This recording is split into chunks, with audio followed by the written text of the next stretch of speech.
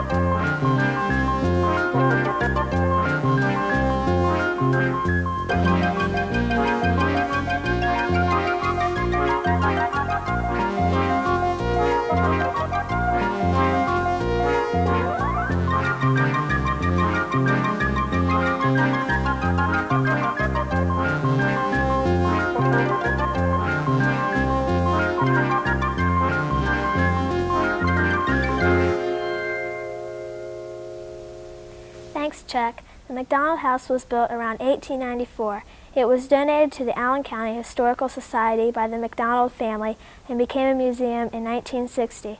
Today, visitors can walk through this 35-room Victorian home and see the architecture, furniture, and decor of the 1890s and early 1900s. Nancy Alkire led News 6 on a tour of this beautiful mansion. The downstairs parlor shows off the hand-carved mahogany woodwork and the oak floors. This was a room reserved for guests only. In the reception room, there is a Wooten desk, named after the man who made it. Other famous owners of Wooten desks include P.T. Barnum, John D. Rockefeller, and Queen Victoria. Throughout the home are Tiffany lamps. Beautiful velvet glass produces a rainbow when the sun shines through. A breakfast room shows off another Victorian hand-carved cabinet. One room in the house is not necessarily typical of the Victorian era. Jim McDonald was a game hunter, and this room shows to his success. Upstairs are 9 rooms and 3 bathrooms. The house contains 4 full bathrooms and 2 half baths. The floor in the bathroom is all marble, and the side-fill tub is Greek style. The third floor at this mansion has a ballroom and the maid's quarters. In the basement are several rooms, but only a half bath. Thanks, Elizabeth. Recently, News 6 visited the UFO Center in Lima. The Center for Unidentified Flying Objects is a place where they keep track of UFO sightings. There's also a library where people can do research about UFOs. The center also has many pictures of UFOs that have been sighted around the world. News 6 reporter Chuck Studer asked John Timmerman about the center and UFO sightings. How did the UFO Center get started? Well, Chuck, in 1973, there were many, many sightings throughout the country. And because Dr. Hynek, the man who is the scientific director of this organization, was busy with the Air Force for many years investigating sightings for them, he decided that this subject needed to be carefully studied. So he founded the center.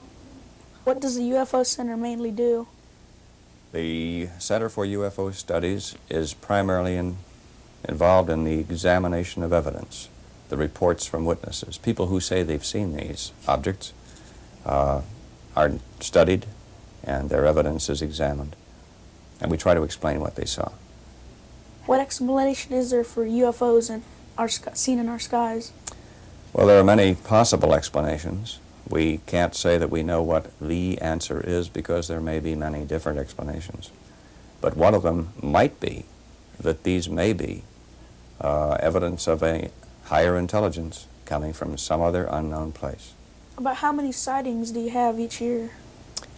Well, they come in every day, various places throughout the country. I'd say maybe several thousand per year. What kind of evidence of UFOs do you have? Well, we have the written reports, of course, but we also have some very interesting photography. For instance, I think you'll see in a little bit some slides or some pictures of objects like these. These have been taken by this one in France and this one in Oregon, of objects which were seen by people. We have lots of photographs of that type. Also, we have a publication in which we report the things that have been seen. And for those who are interested, they can read this from us on a regular basis. Thanks, Brad and Chuck. How would you like to shop in a store that has everything from satin hanging stars to 1,500 different stickers? Recently, News 6 visited such a store. Little World, located in the Lima Mall, has these unique things and more.